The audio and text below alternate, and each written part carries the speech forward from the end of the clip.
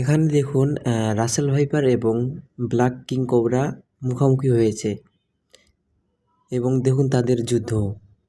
Russell viper কতটা চালাক, king cobra তার দিকে এগিয়ে আসতেছে। দেখুন রাসেল ভাইপার কিভাবে পিছন থেকে তাকে কামড়ানোর জন্য বলতেছে। এখন কিং কোবরা তার শরীরে কামড় দিচ্ছে। এই হচ্ছে রাসেল ভাইপার চালাক। কিং কোবরা কীভাবে পিছনে আসে দেখুন।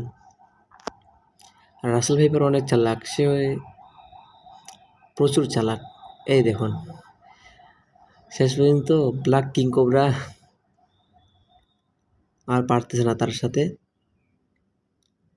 এখন সে ব্ল্যাক কিং কোবরা তাকে ছেড়ে দিয়ে চলে যাবে তার নিজের লাইনে।